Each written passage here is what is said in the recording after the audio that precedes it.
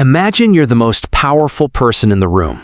Every president, every CEO, every Wall Street banker, they all use your product. You're not just a company, you're a status symbol, a necessity, an addiction. People literally call your product BlackBerry because they can't stop using it. You control 50% of the entire smartphone market in the United States. You are untouchable. And then, in less than 5 years, you lose everything. This is the story of BlackBerry, the company that had the entire world in its hands and somehow managed to drop it. To understand how BlackBerry fell, you first need to understand how insanely dominant they were.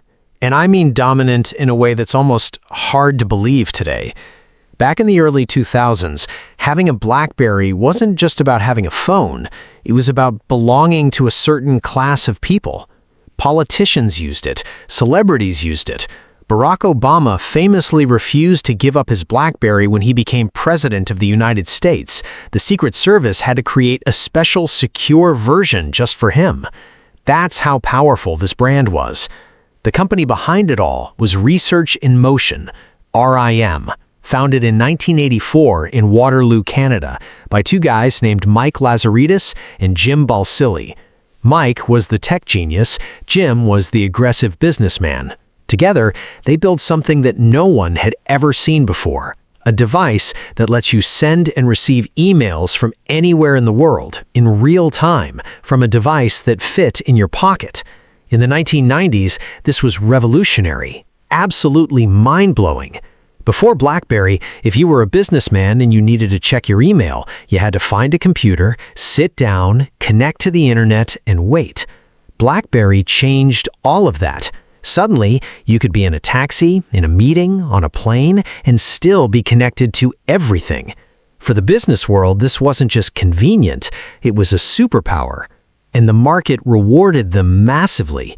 By 2009, BlackBerry had over 85 million subscribers worldwide. Their stock price had gone from a few dollars to over $230 per share. Revenue was exploding. They were printing money.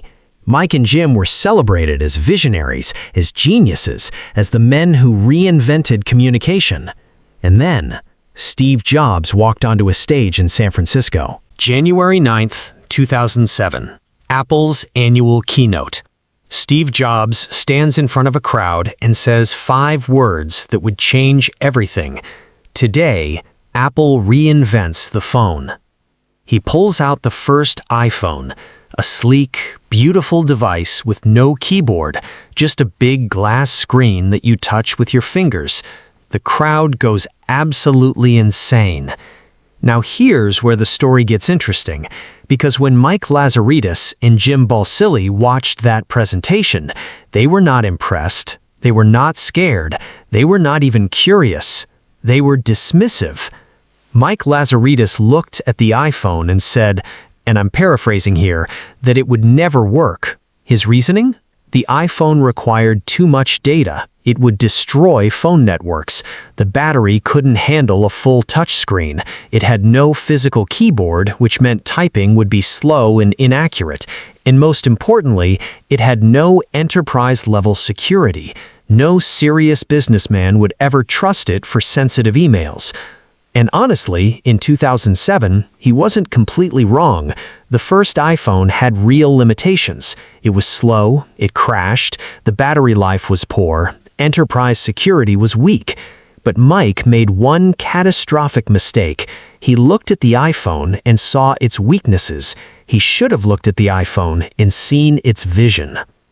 Because what Steve Jobs understood, and what BlackBerry completely missed, was that the future of mobile wasn't about email for businessmen.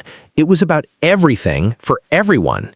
The App Store launched in 2008. Suddenly, your phone wasn't just a communication device. It was a camera, a music player, a gaming console, a GPS, a social media hub, a shopping mall, all in one. The smartphone became the center of modern life. BlackBerry responded by doing Almost nothing. They made small improvements to their existing devices. They added a slightly better camera. They tried to make their interface a little more modern, but they never fundamentally changed their approach. They were still building phones for businessmen who needed email. The rest of the world had already moved on. By 2010, the cracks were becoming impossible to ignore. Consumers were choosing iPhones and Android devices at a rate that shocked everyone, except, apparently, the people at BlackBerry. Developers were building apps for iOS and Android. BlackBerry's app ecosystem was a ghost town. Young people looked at a BlackBerry and saw something their parents used. That's the kiss of death for any consumer technology brand. Inside the company, things were getting worse. Mike and Jim were fighting each other constantly. The board of directors was losing confidence. Talented engineers were leaving for Google, Apple, and startups that felt more exciting. The culture of innovation that had built BlackBerry was slowly dying. In 2011, BlackBerry launched the Playbook, their answer to the iPad. It was supposed to prove that BlackBerry could compete in the modern era. Instead, it became one of the most embarrassing product launches in tech history. The Playbook launched without a native email app, without a calendar app, without a contacts app. A tablet made by the company that invented mobile email that couldn't do email out of the box. The tech world erupted in laughter. BlackBerry had to write off nearly $500 million in unsold Playbook inventory. The same year, a massive BlackBerry outage hit millions of users across Europe, the Middle East, Africa, and eventually North America. For 3 days, BlackBerry services were down. No email, no messaging, no internet. 3 days. For a company whose entire value proposition was reliable connectivity, this was catastrophic. Customers who had stayed loyal through everything finally started looking at the iPhone and Android with serious eyes. By 2012, BlackBerry's market share in the US had collapsed from 50% to under 5%. Their stock had fallen from $230 to under $10. Billions of dollars in market value had evaporated.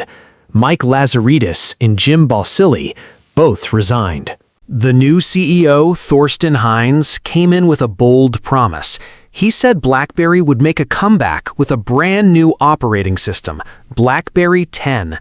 This was supposed to be the salvation, a modern, beautiful, competitive operating system that would bring BlackBerry back into the fight. BlackBerry 10 launched in early 2013, and the truth is, it wasn't bad.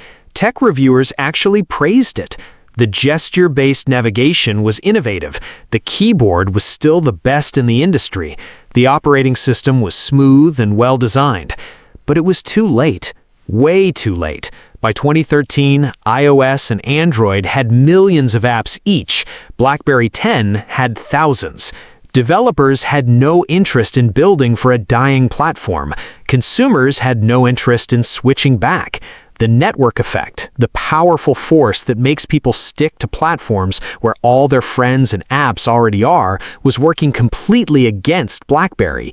Sales were disappointing, then terrible, then catastrophic.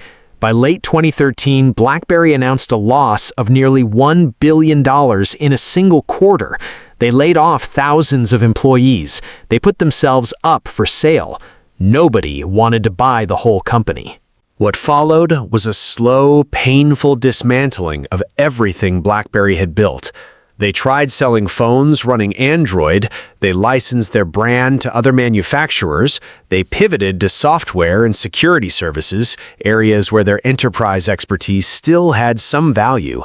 They sold their patent portfolio for hundreds of millions of dollars just to stay alive. Today, BlackBerry no longer makes phones. The brand that once made Barack Obama refuse Secret Service orders, the brand that Wall Street bankers called their most essential tool, the brand that defined what a smartphone was before anyone even used that word, gone from the hardware business entirely. So what actually killed BlackBerry? Because it wasn't just the iPhone. Plenty of companies faced the iPhone and survived. Some even thrived. What killed BlackBerry was arrogance, the dangerous, blinding kind of arrogance that comes from being too successful for too long. Mike Lazaridis and Jim Balsillie built something genuinely revolutionary, and that success made them believe they understood the future better than everyone else.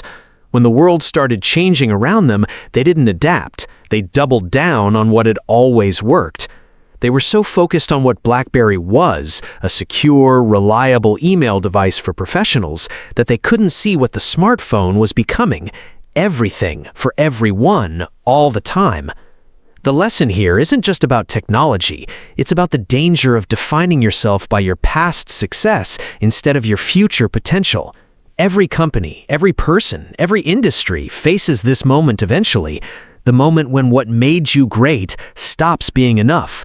The question is, do you see it coming, or do you only understand it when it's already too late?